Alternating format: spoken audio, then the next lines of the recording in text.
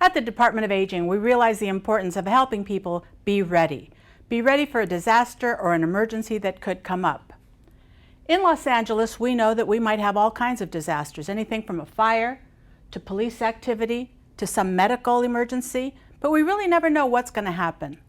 Today's focus is on the inevitable, earthquakes. We know that in Los Angeles we will have earthquakes, so let's talk about the importance of being prepared. With earthquakes, we know that we can't predict them, we can't prevent them, so the only thing we can do is prepare for them.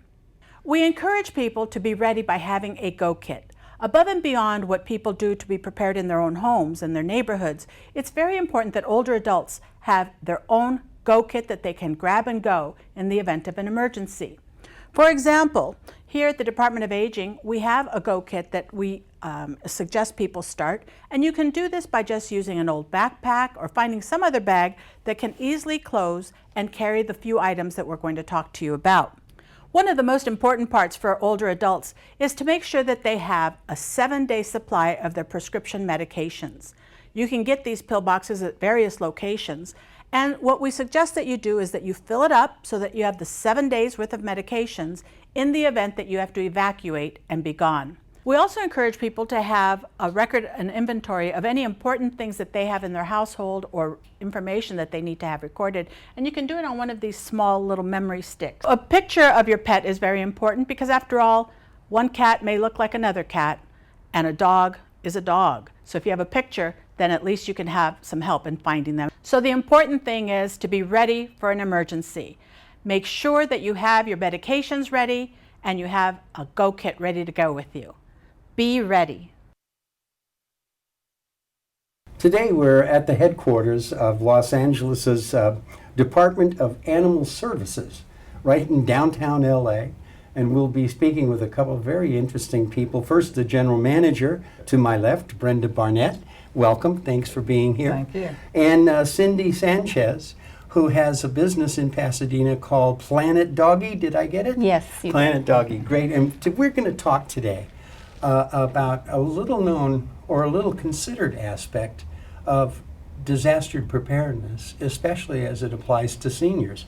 How often do any of us think about what we would have to be called upon to do if, God forbid, there was a major disaster in LA? How would we take care of our pets?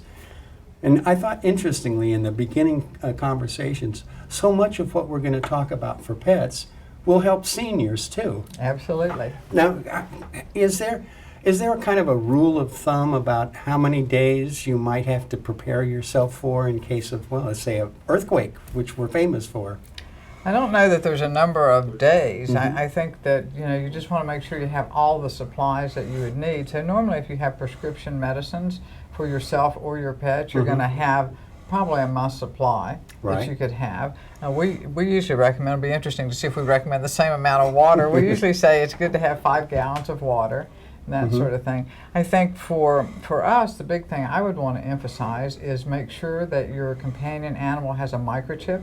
Yes. And whether that is a dog, a cat, or a bunny, a microchip is that's a universal sort of language that we can get a companion animal back home. Certainly if you live in the city of Los Angeles, we require that dogs have a dog license, and we provide a tag. And with that tag on their collar, we can also get the animal home to the owner. And we don't license cats, but we have voluntary licensing of cats. For $5 you can get a tag. I think what's real important to emphasize on this is if there is a big enough disaster that someone says, I do need to separate you temporarily from your companion animal, with those forms of identification, you can entrust your companion animal to one of our officers, one of our staff at one of the 6 shelters throughout the city, and we will hold that animal and we will reunite you. Wow. That's very important. Yes, absolutely. We learned in the run-up to this show how many people, and Katrina, would not leave their homes without their pets and put themselves at risk, and in cases lost their lives. You got to be smart about this. Cindy, now you and I have had a chance to talk, and you brought along so many things that They seem so simple, but I'm not sure I have some of these items in my house. Can you just kind of give me the basics of the 5 things you would recommend? Well, the 5 things, one is you definitely would want a leash or some kind of tag, and like Brenda stated, microchipping is really important. Right. However, if an animal control officer or somebody's not able to grab the animal or contain the animal, at least they have a collar with some kind of ID on it, Right. a phone number, an out-of-state phone number, which you'd want to use so that at least they can call them saying, hey, Mrs. Smith has your pet dog who Right. got out of the house. Another thing is that especially for disasters or an emergency, just the same, is to have a whistle. Because if you fell or if you are not able to get out of your home or you're stuck somewhere, a whistle is a universal sign for help. Right. You're going to draw attention to yourself. If your animal is injured and you're not able to transport, this is where the whistle would come in. Right. And definitely food and water, and I agree with the amount of water that needs to be done. It's a little hard to carry that water, so Yes. again, it would be shelter in place on that, and your food and water bowls. But what about this cute little yellow bag here? This little bag is a first aid kit. A lot of people have first aid kits. They also have it in their medicine cabinet in their bathrooms. However, if you just put a little bag together with your first aid kit, here I have a date because this kind of reminds everybody when you need to check it. Used by. Used by. Right. So you want to make sure that if there's a disaster, you don't want to use expired medicines, Right. expired items in there that is detrimental to your animal. Well, but we never know where we're going to be when something bad happens, and you might be separated from your pet. What do you recommend in that case? Is a neighbor someone you might rely on? Always good to know your neighbors and talk to people ahead of time and to find out if they would be able to stand in for you. Family members, neighbors, even knowing where some of the local hotels are that are pet friendly in case you had to go for a short period of time. That's a great idea. But for a lot of apartment dwellers or people who are moving around, they don't take the time to make those connections, and that can be very important. Absolutely. Well, you know, and I think we wouldn't recommend that if you had to evacuate that you leave your pet, if at all possible, take the pet with you. But then if you do encounter an animal control officer or someone who works with one of our 6 shelters, you can safely then turn the animal over to them if the shelter won't take both you and your pet. I got you. Yeah. We live in car-friendly Los Angeles, which means we may have to take the pets with us. And a little handy-dandy thing like this, the portable water bowl, how easy is this? I mean, come on, right in the back of the seat in the pocket. Right. You know, it's pretty simple, and a big bottle of water, and you're good at least for a few hours. What other things can you recommend? Well, basically, I know. Before we go there, how about this? The standard pet carrier. absolutely. You can put your cat or a dog in there. Right. Cats are a little more difficult, so you want to start desensitizing them. Cats like to go in boxes and paper bags, so you can also put a paper bag on the outside and they'll come run in and out. So Right. when it's time for you to evacuate, the cat will naturally go in there as a hiding place, and then you have all your items in there. And of course, the handy treats. You want your treats, Right. and your water can be on the side of that. I got you. You also want your documentation on top of that. You can tape it and put it in a baggie. This is a form here that you can put together. Here's Cindy's form that has the out-of-state family, the family member, pet-friendly hotel, emergency vet, maybe 2 of them, boarding facilities, local animal shelters. These are all things that Cindy had on her list that I'm reading for you. Thank you. But it's a handy list, and Yes. it takes 5 minutes to put all 5 that in. minutes to put that together. Now, I think it's particularly important for our seniors who become very attached to their pets to, at the same time they're thinking about making preparations for their pet if something bad should happen, to take a little time to do it for themselves as well. Yes. The contact numbers and all the rest. I thank you both so much. This has been so informative, and when I get home, I'm going to get busy. Thank you both. Thank you. And thank you, Brenda. Hi, I'm Captain Stacy Gerlich from the Los Angeles Fire Department, and I want to welcome you to today's Caregiver Corner. So I want to talk with you today about family preparedness. Earlier we heard about pet preparedness and taking care of our seniors and ourselves and having our equipment ready in the event of a disaster. So I'm really going to focus this afternoon on a specialized kit that everyone should have. So we talk about 3 things that are really important. That is to make a kit, have a plan, and be prepared. So in my Go kit, what I have for you today is I have a very small first aid kit that we can utilize in the event that we incur any accidents or any injuries. I also have a cellular charger. So in the event that you have a cell phone or an iPad in today's world, this is something that you could place that apparatus on and it will charge it for you should you not have your available cords. So other things that we have in our kit are meals. This is what we call a meal ready to eat, otherwise known as a military type meal.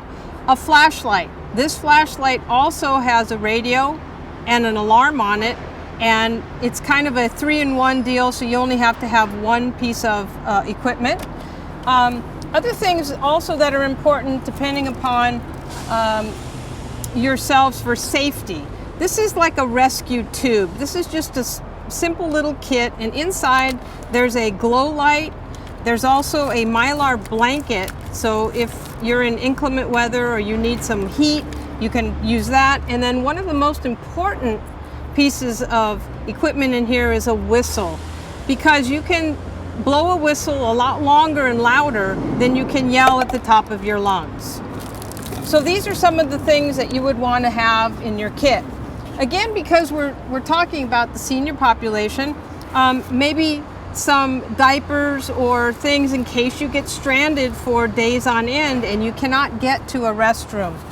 And I always think most important is having some clothing.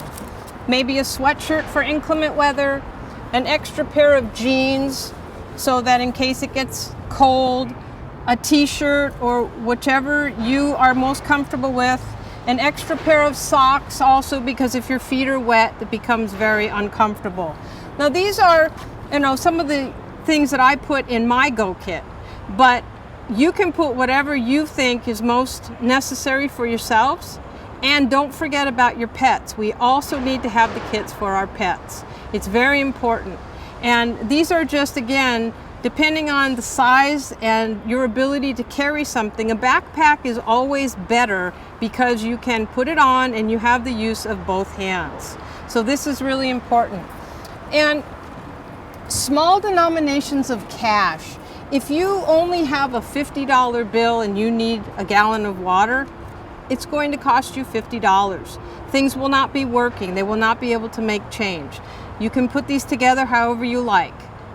Packs of 25, packs of 10, it's entirely up to you. Most of us get very nervous when we don't have things that can help us to see in the dark, and also when we're not able to be in contact with the news media and what's happening around us.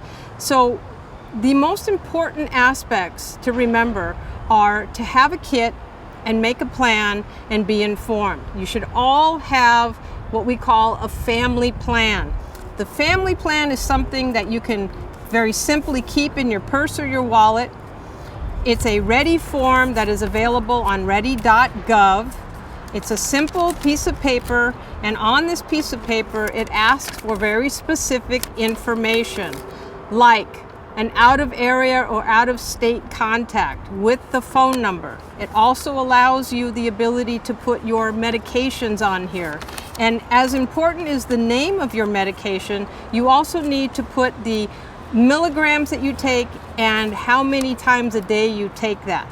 This information is something that should always be with you. Aside from that information printed on paper, you should have extra medication with you in the event that you are stranded or you're on your own for, the common term has always been 72 hours, but we really should be thinking about 2 to 3 weeks. This is how we can better prepare ourselves and our families and our pets and be ready when that next disaster happens and be part of the solution rather than part of the problem. And on behalf of the Los Angeles Fire Department, thank you for joining us on today's Caregiver Corner. Now, I know we gave you a lot of information today, and I hope you take the time to consider it and act on it. It's really very important. We need to take better care of our seniors and our pets, especially in an emergency. Because if you see one of these babies rolling down your street, something's going on, and you need to be prepared. Thanks for watching Aging Well in LA.